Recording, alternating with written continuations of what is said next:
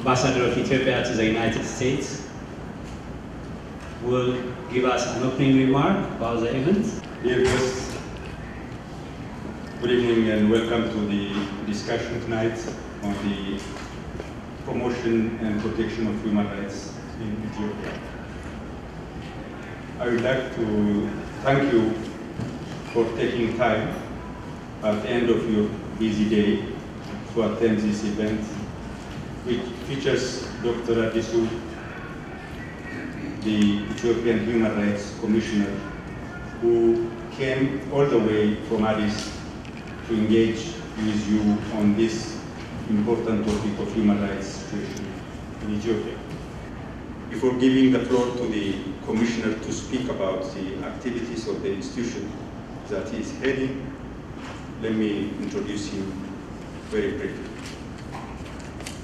Prior to his current post, Dr. Addisu was Deputy Chairman of the National Electoral Board of Ethiopia. He acquired many years of experience in legal training and research in constitutional law, human rights law, prison reform, federalism, minority rights. With this very brief introduction, allow me, ladies and gentlemen, to invite the Commissioner to the podium. Thank you very much.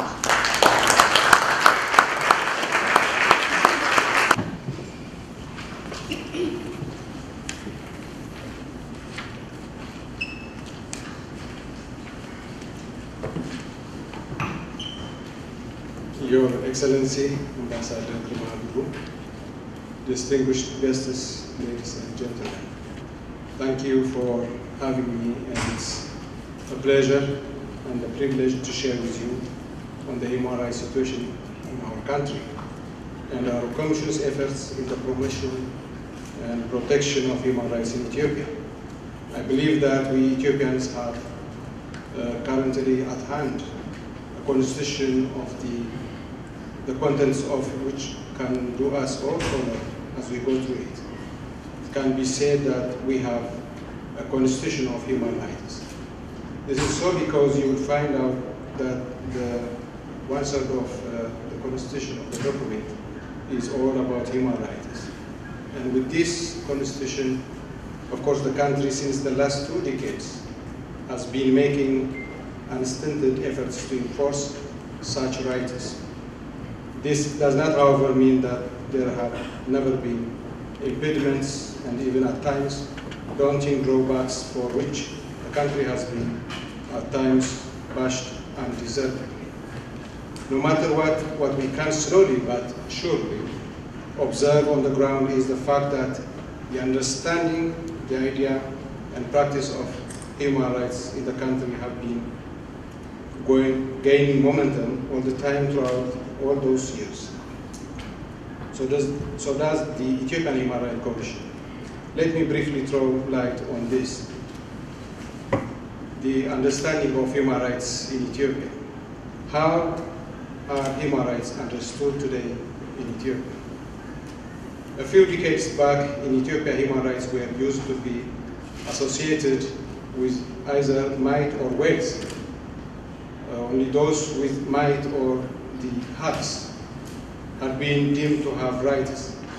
The poor majority were perceived as outside the realm of human rights. The understanding that every man had an inalienable rights was hardly conceivable. But today, this is no longer the case. Today, there is an engulfing understanding that rights belong not only to the haves, but to the have-nots too. to all regardless of sex, age, color, social or economic status.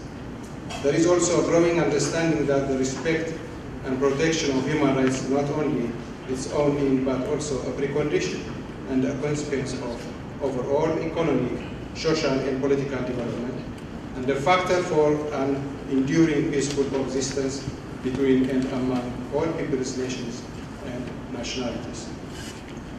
The Federal Democratic Republic of Ethiopia's constitution, which established the Federal Democratic Republic of Ethiopia,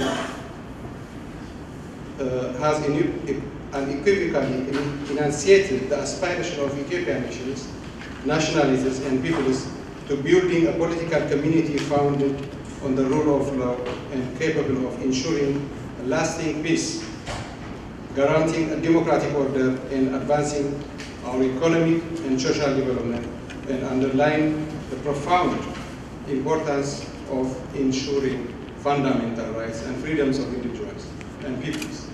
It has further proclaimed the observance of fundamental human rights and freedoms as one of its fundamental principles.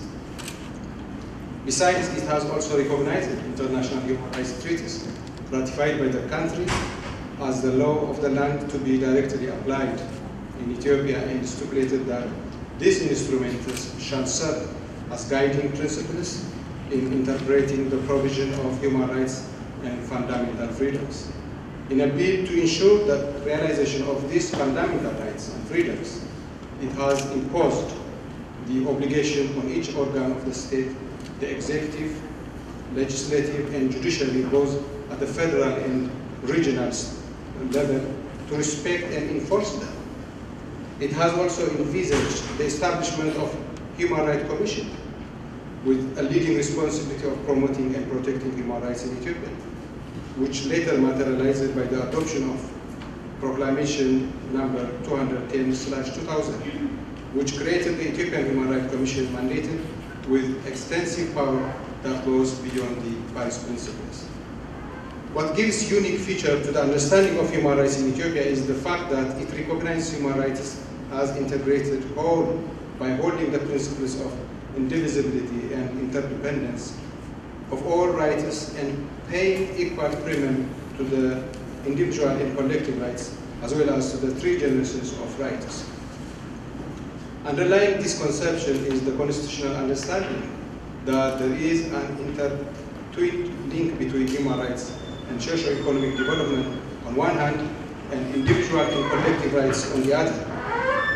Thus, in the context of Ethiopia, human rights and development activities are pursued as interdependent and mutually reinforcing enterprises, and fundamental rights and freedoms of individuals and groups promoted and protected with equal degree of importance. In view of the foregoing convictions, Ethiopia's approach to realizing human rights is crystal clear. Ethiopia's approach to the realization of human rights is believed to be through democratization process and rapid socio-economic development, which primarily aim at emancipating the country from abject poverty. It is therefore clear that by democracy, it is meant, as the saying goes, democracy by the people, to the people, and for the people. Democracy which its seeds germinate, grow, and bear fruits domestically, and conceived by the growing democratic and development exercises of all citizens. Understood as the rule by the will of the people, in the context of Ethiopia, it is popular democracy which is proven to bring about peace and stability in the country. Popular democracy generally allows the poor masses to involve in the daily governance process, either directly using their mass organizations as a platform or indirectly through their freely elected representatives. It enables the powerless to have a say in a decision-making process affecting their lives. Particularly in a multi-ethnic society like Ethiopia, popular democracy is preferable as it allows devolution of power through decentralization down to the local level, combined with some method of ensuring the representation of those who would otherwise be excluded by the weight of electoral voters, would be necessary. Hence, promoting and guaranteeing popular democracy which allows Ethiopian nations, nationalities and people to enjoy their autonomy and exercise self-governance is one way by which Ethiopia ensures the realization of fundamental rights and freedoms of individuals and groups. As already indicated above, the other fundamental way by which Ethiopia intends to ensure the realization of fundamental human rights and freedoms for all is by eradicating poverty through rapid and sustainable socio-economic development. One of the fundamental rights that the Constitution recognizes is the right to sustainable development, which guarantees participatory, people-centered, accelerated, equitable, and sustained socio-economic development, which aims at improving the standard of living of the people. Resonating what has been enunciated in the preamble of the African Charter on Human and People's Rights, the Ethiopian approach to human rights is premised on the idea that satisfaction of the economic, social, and cultural rights is a guarantee for the enjoyment of civil and political rights.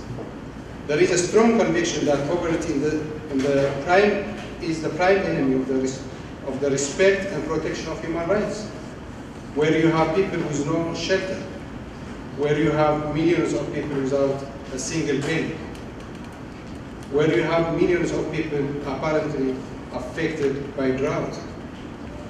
It does not make sense to advocate for property rights and the right of privacy.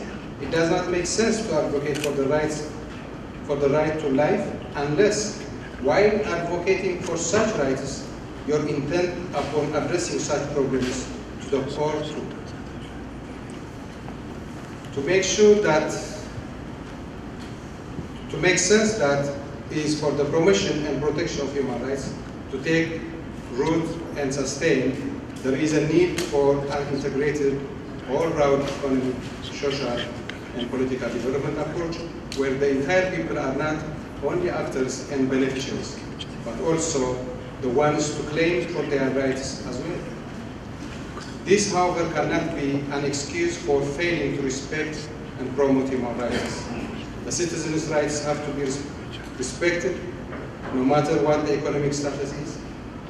Fully aware of this, the Commission has also been working with all partners, including the government, to expedite the economic progress the country has been making and to make sure that the economic progress is made in a such way it fairly benefits all. With respect to the democratization process, the democracy which Ethiopia is nurturing, although is still fledgling one, has enabled both the rural and urban mass to exercise their civil and political rights and actively and meaningfully participate in the public decision-making process directly through their freely and democratically elected representatives. As has been observed in the decade, the free, active, and meaningful participation of the people in the formulation and implementation of national and local development policies clearly demonstrates how Ethiopia's popular democratic process has created the platform for the people to assertively exercise their civil and political rights. Free, fair, and democratic national elections have been conducted in Ethiopia for the 5th time.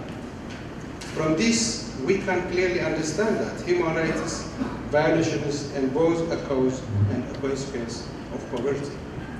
Human rights reinforce the demand that poverty reduction be the primary goal of development policy making. Human rights require the process of formulating a poverty reduction strategy. What has been the role and performance of the Ethiopian Human Rights Commission in such a context? Before going into the major activities undertaken by the Commission, let me say a few things about the coming to life of the Ethiopian Human Rights Commission, which I believe would help shed light on its nature, on whether it was meant to independently and impartially operate, or to be vulnerable to the manipulation of others in the promotion and protection of human rights in the country. The Ethiopian Human Rights Commission is mandated to ensure the full observance of human rights and fundamental freedoms of individuals and peoples in Ethiopia through human rights education, monitoring, and investigating human rights violations upon complaint or on its own initiative, using research as an effective strategy. Its investigation mandate somehow goes beyond what is envisaged by the Paris Principles, as it involves quasi-judicial power and extends to include investigating alleged violation of human rights by including non-state actors, that's individuals and business enterprises. The Ethiopian Human Rights Commission, as you are well aware of, is a national human rights institution established directly by the provisions of the Ethiopian Constitution. The constitutional guarantee, unlike other government institutions, it gives the power to stay any formidable force and survive any challenges imposed by any external force, including the executive bodies. It was not and is not without reason. However, it is part of the wisdom of the Ethiopian Constitution to make sure that this national human rights institution is free from any arms twisting by the executive bodies or other external forces in its independent operations. This is on top of the deliberate provision in its constituting proclamation that to ensure its constitutional independence, its monetary source were made to depend not only on government coffers, but also on donations. Apparently, the wisdom of double-source budget is all too clear. If the Commission is to be arm-twisted with the government budget, it would and can, in defense, resort to donations.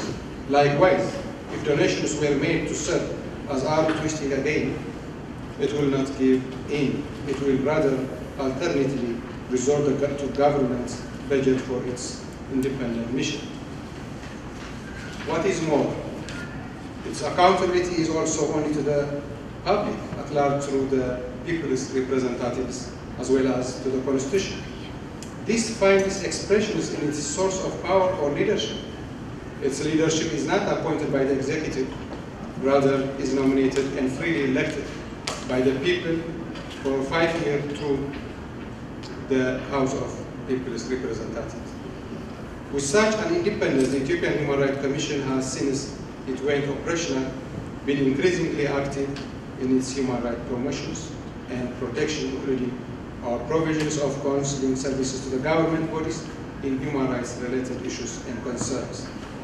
To begin with the latter, our Commission has been jointly working with government bodies, among others in helping the country fulfill its international reporting obligations to the UN bodies on its domestic treatment and handling of human rights.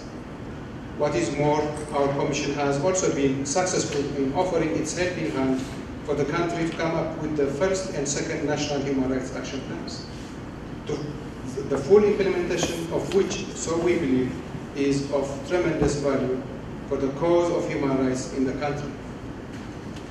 Every 4.5 years, countries that belong to the UN are asked to declare what they are doing to improve on the situation of human rights on their respective countries. This process is called the Universal Periodic Review, UPR. In 2009, it was Ethiopia's first opportunity to participate in the UPR process and have its human rights record assessed. In this process, Ethiopia has accepted recommendations to develop a national human rights action plan. Following this, Ethiopia has developed its first national human rights action plan, implemented between 2013 and 2015. The second national human rights action plan that runs from 2016 until 2019 was endorsed by the House of People's Representatives on 27th December 2016. The second action plan would give a meaningful response to the ever-growing demands of the people for development and good governance. The action plan is prepared in line with the laws, policies, strategies, and the second growth and transformation plan.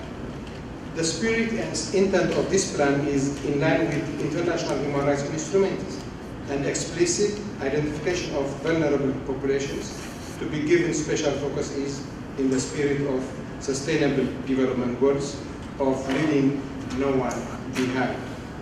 The action plan encompasses civil and political rights, economic, social, and cultural rights of vulnerable groups, and added even the right to clean environment and the right to development.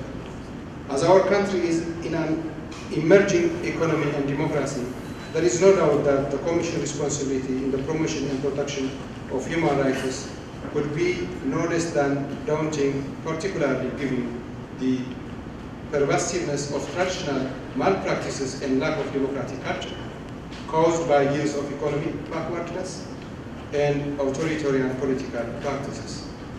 Fully aware of the fact that the exercise and protection of human rights require a sustained all-round economic development and a culture of democratic practices.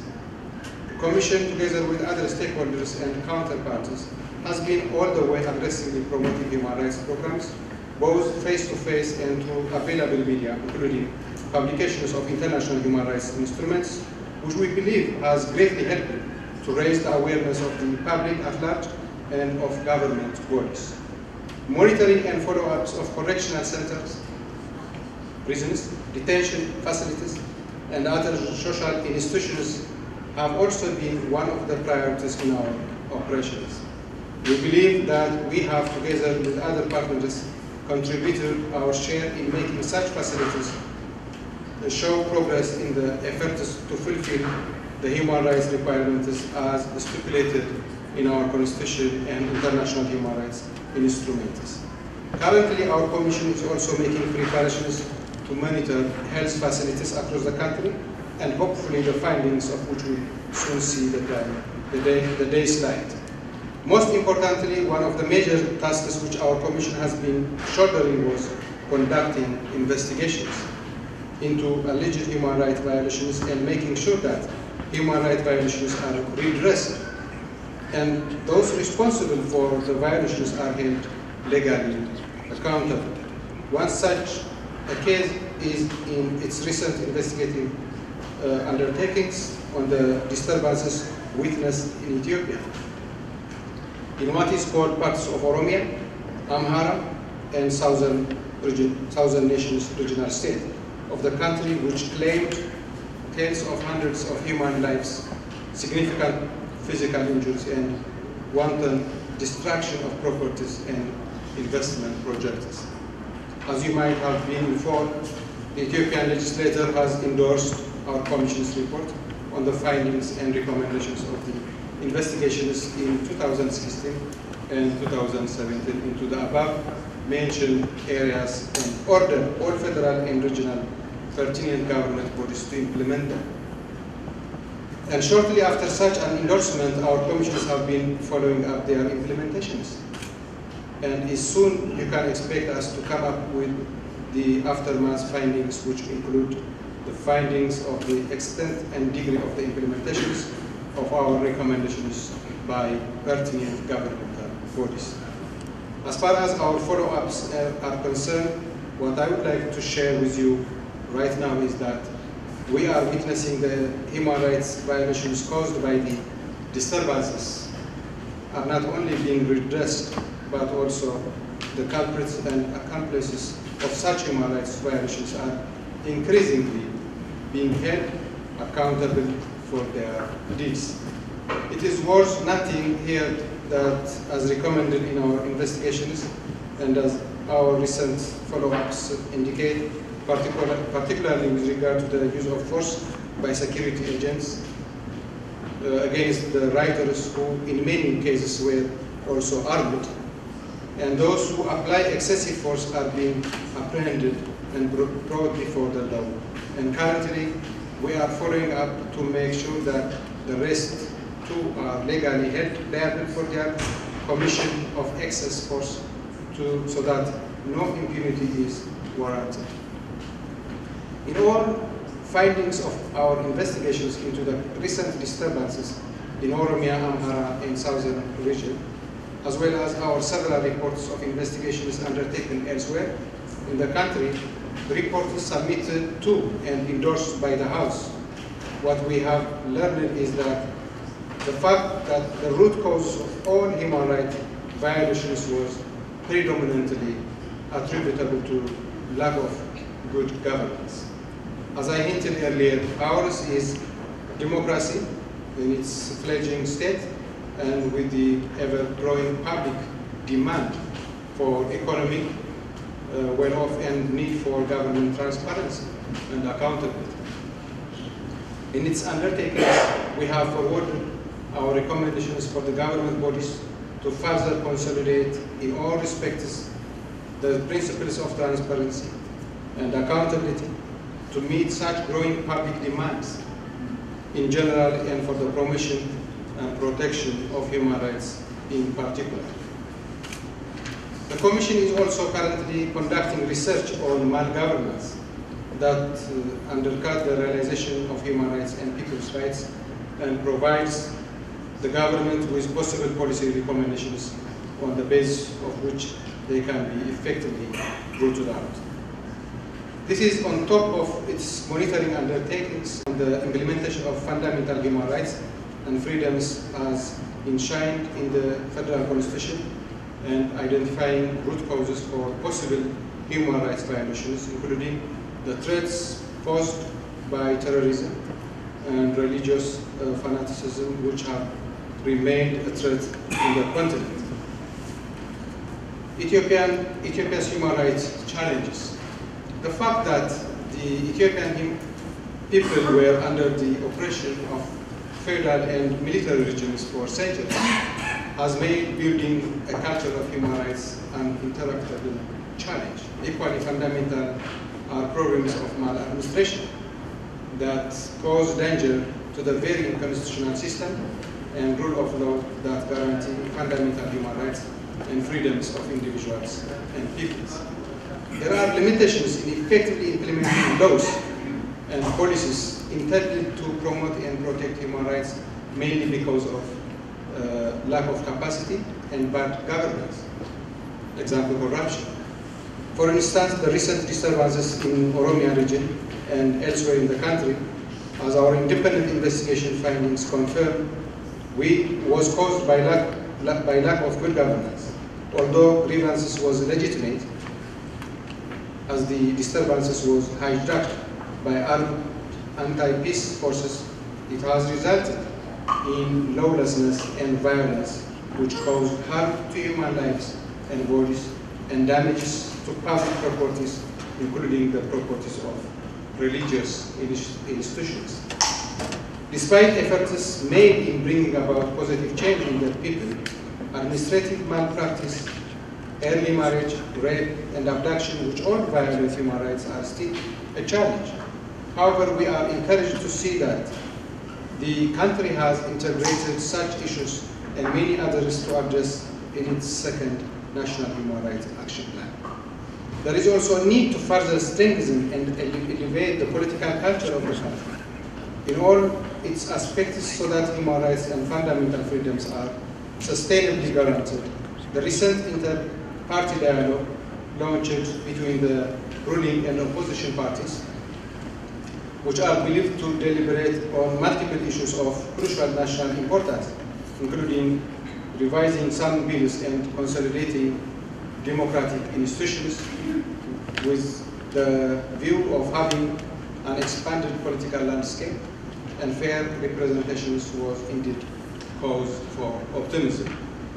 Ladies and gentlemen, by way of conclusion, I would like to say that despite the legacy of its dark past, which still hampers the realization of fundamental human rights and freedoms to the required level, there are good reasons to encourage the progress that Ethiopia has been making so far in terms of promoting and protecting of human rights. Without exaggeration, in a country which has been war-torn and poverty-stricken 2 decades ago, what has been achieved so far cannot be overlooked. Notwithstanding the challenges which I have noted above, it is the profound conviction of the Commission that human rights in Ethiopia, as I said earlier, is improving all the time. But this does not mean that it is rooted in firm economic, social, and political grounds. It requires the continuous efforts in bringing about added value to the positive change already being witnessed. And this is hardly possible with single-handedness. We need to join hands in doing away with poverty. We need to join hands in doing away with terrorism and extremism, all of which are the lethal cause for the violation of human rights and fundamental freedom the world over. We need to join hands for human rights and fundamental freedoms to sustain. Thank you once again. Thank you.